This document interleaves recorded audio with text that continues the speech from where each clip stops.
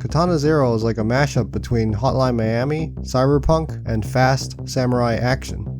It all forms into a polished indie game focused on efficiently and stylishly eliminating enemies. I was hungry for the next game inspired by Hotline Miami when Katana ZERO suddenly appeared. I mean, I'm also really into cyberpunk settings, but first and foremost, Hotline Miami. But also, definitely not Hotline Miami 2, Wrong Direction. What a waste of space.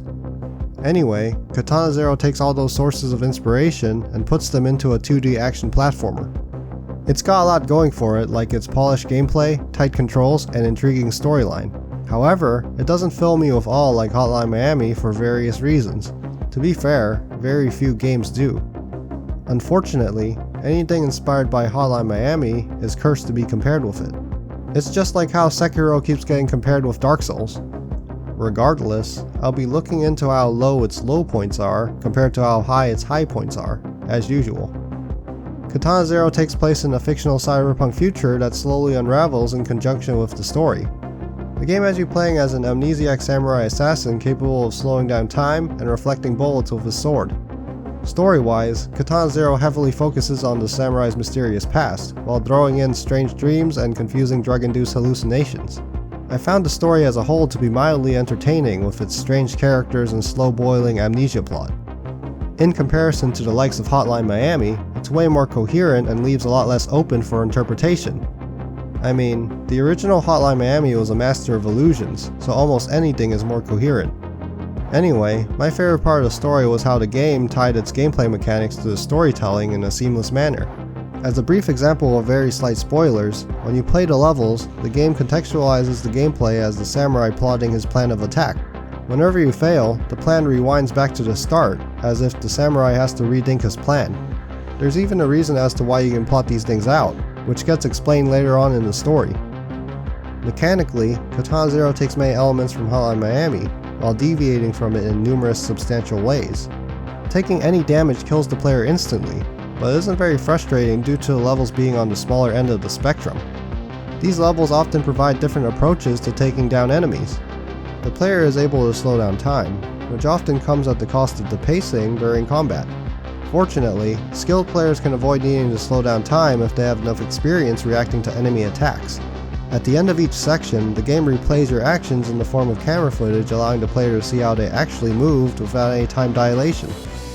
Items can be thrown in a similar fashion to how they worked in Hotline Miami. However, they're much less important due to the snappy sword attack that provides both offense and defense. Boss fights are few and far between, and lack freedom compared to regular levels. At times, they require the player to memorize attack patterns in order to succeed. Regardless, the bosses weren't too difficult and seemed to do more for the story than the gameplay. Movement in Katana ZERO is superb. The samurai's movements are sharp and easy to control. With jumping, rolling, and slashing, Katana ZERO simply nails the concept of flow. This accentuates the fun factor of the fast and frantic gameplay. Admittedly, the game leans towards the easy side, but it always felt weighty due to the fragility of the player character. In comparison to the instant retries of Hotline Miami, Katana ZERO has a time rewind animation that slows down the pace of retrying an area. Regardless, rapid retries aren't as crucial in Katana ZERO, as the combat isn't as addictive, nor is the difficulty as high.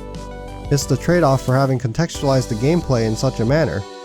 Luckily, it is skippable, but that still makes it somewhat of a hassle. Generally speaking, ASCIIsoft did a great job with the presentation. The visuals make good use of pixel art to convey the cyberpunk aesthetic, while the music often successfully sets the stage with its effective use of aggressive synthwave. However, the drama-heavy cutscenes were missing some impact due to the disconnect between the drama and the character sprites. The lack of character portraits also limited the sense of involvement in said drama. Regardless, the game looks and sounds great despite the minor issues I had with it.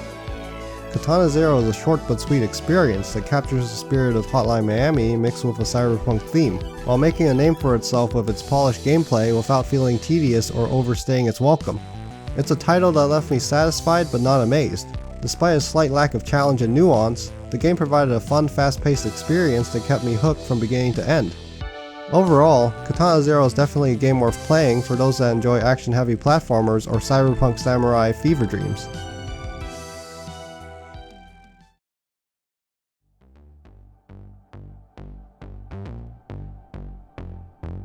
Thanks for watching the review.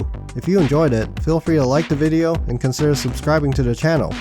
If you want more, here are some of my other videos. The original review was written for DarkStation, and I was provided a review copy.